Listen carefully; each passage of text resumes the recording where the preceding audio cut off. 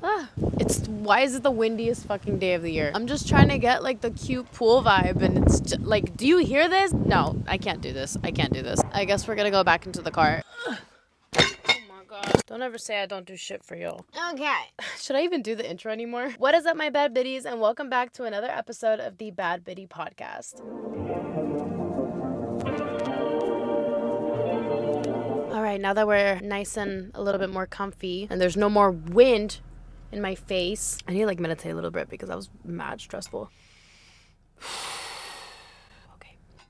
Also, your daily reminder to drink water. My name is Stephtrucco and I am your host, and today I'm going to share with you how to stop giving so many fucks. Disclaimer, I will be using the word fuck a lot in this video. I'm sorry, Mom. I know you don't like it when I curse on the internet, but it's very necessary today. Okay, so let's get through this little life update first. So if you had seen the last episode, you would have known that I had a very big announcement that a lot of people do not know yet. I still have yet to share it on Instagram, but you know, my bad biddies get to know everything first. I am moving to Argentina. Everything is like mostly set to go. I leave in May and I have to start getting rid of my clothes and figuring out what to do with my car and just so many things. Like I said in the last episode, a bit bittersweet about it because now I literally just met this boy that I think is like perfect and I'm so sad. Yeah, of course. This shit always happens to me. It's like when you just spent an hour in a store and you don't buy anything and then you find something cute like as you're walking out. Like that's literally the energy that this is giving and it's pissing me off. But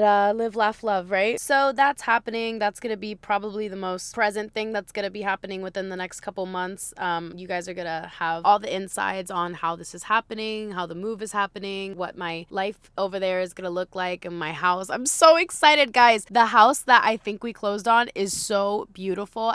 It's so nice and big, and it's, oh my god, it's like a fraction of what you pay in Miami for like triple the size. It's amazing. So pumped about that, and I'm so pumped about, you know, decorating my room, and now I'm gonna have like my own office.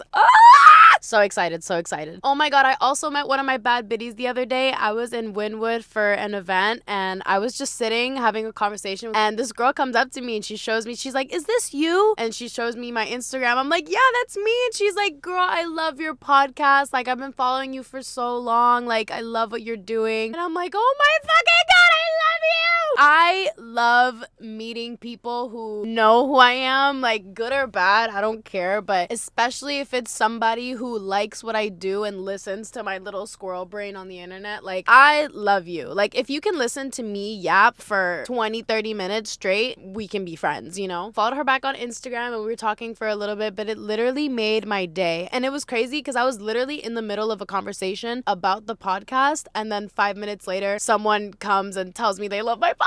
Like, it was just so surreal, and low-key I felt like the shit. The person I was talking to was just like, "Damn, you got it like that?" I'm like, I guess I do. It just made my day. It made my week. If you guys ever see me in public, do not be shy to say hi. Ooh, that rhymed. Okay. To transition into the theme of this episode, which is not giving a fuck, the situation that made me think about this possibly being a podcast episode was because I was assigned to write a poem for my writing class and present it in front of the class. Poetry is a very vulnerable suit, okay? Like, if you're writing poetry, it's gonna be deep, it's gonna be vulnerable, it's gonna be raw, it's gonna be like uncomfy, you know what I mean? My poetry tends to be like that, I guess. So I presented this poem in front of my peers and I got nothing but amazing reviews, and I think it was mostly because of, one, my delivery, and two, how confident I was. You know, I feel like if you're reading in front of people and you're kind of just like no one's gonna fucking listen to you, you know what I mean? Like, I very much have a don't give a fuck attitude. Like, I do give fucks, but just like on the right things. One of the fucks that I will not give is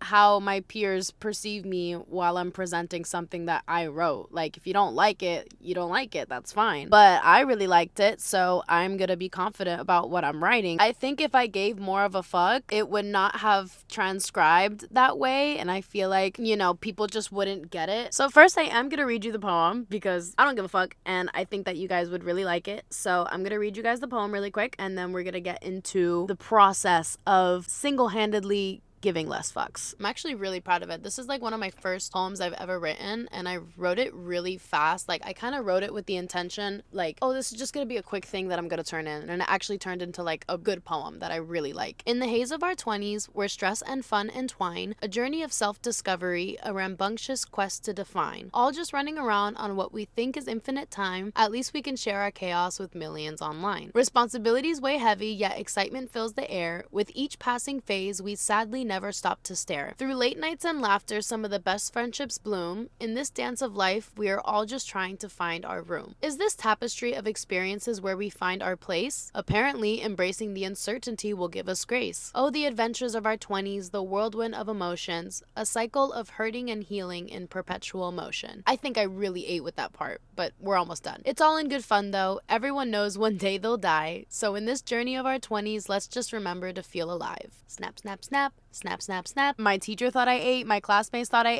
ate, so I ate. With all that being said, let's get into the episode. Okay, so step number 1 on how to give less fucks is understanding what a fuck is. I defined not giving a fuck as acting, speaking, and being like you still would normally. You don't change or switch up for any person or situations that don't deserve that attention. Obviously, what deserves your attention will be based on you. With everything else that we're gonna talk about, you're gonna know exactly when and where to give a fuck. Also, the benefits of adopting this mindset is a happier and less self-conscious life. Because the thing about insecurity, you are insecure because you give a fuck about what other people think of you. You give a fuck about what people are perceiving you as, what they're thinking of you, what they're assuming about you, and none of those things are really your business. What other people think of you or assume about you is truly none of your business, because these are all things that they have formed in their own mind. You don't have access to that type of information, so why would you stress out over it? It's obviously easier said than done, but I like to say if you can't control it, get the fuck over it. Imagine living a life completely for other people. Like, that's miserable. So now that we understand what a fuck is, now we're gonna begin to understand identifying what matters and what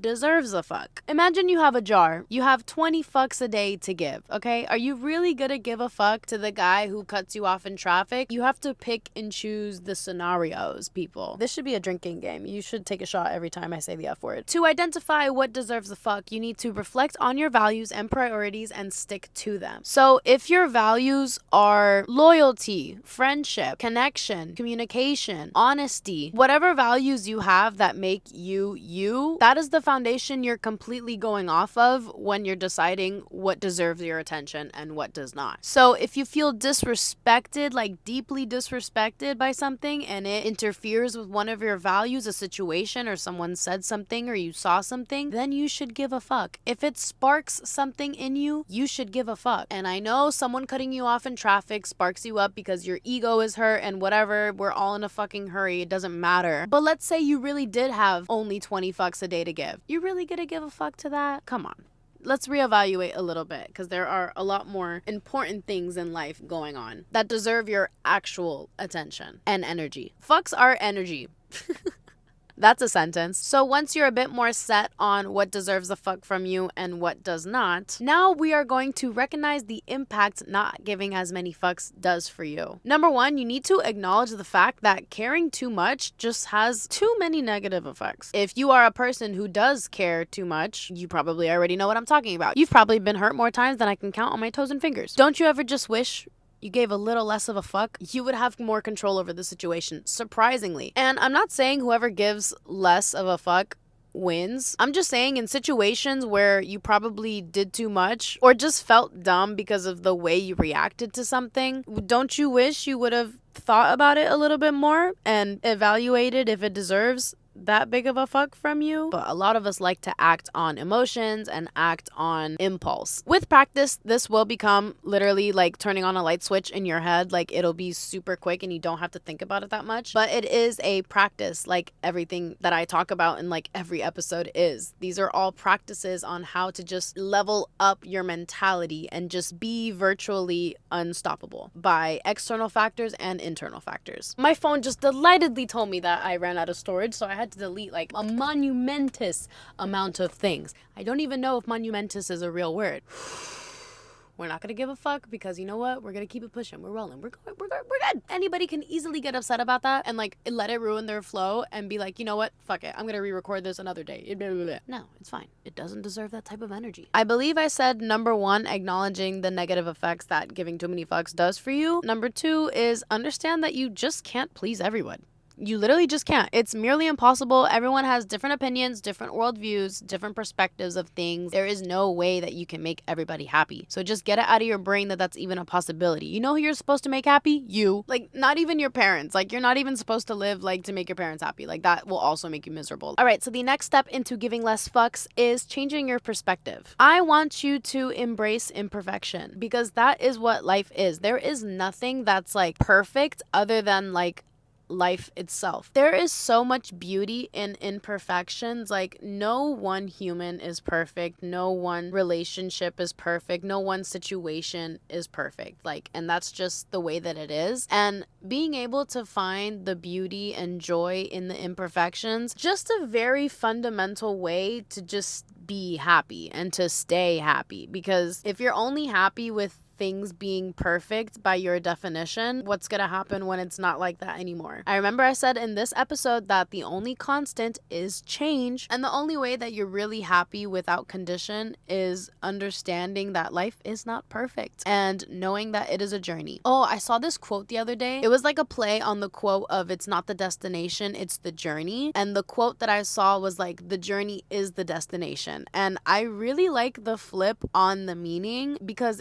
that's true. Like, the journey is the destination. I don't think it deserves more elaboration. Like, the proof is in the pudding. Okay? Oh my god, there's like a group of like 6 little boys with bikes and soccer balls on their way here, and I just know they're gonna play in this parking lot because they always play in this parking lot. Swear to God, get away from my car. Get away from my car. Aside from embracing the imperfections, you also must focus on what you can control. Giving too many fucks about things that you can't control is literally torture. Focus on what you can control. You control what you think, you control what you say, you control what you do, you control your perspective on scenarios. Like, you control more things than you think, and it seems like we only focus on the things that we cannot. And that is just a mindset flip that you have to make in order to live a happier life. So now that you're practicing changing your perspectives, now we're going to practice practical strategies on how to give less fucks. So you're going to practice mindfulness and acceptance. You're going to set boundaries and, once again, analyzing what truly deserves a fuck from you. Remember how in the beginning of the episode I was a bit stressed out and I just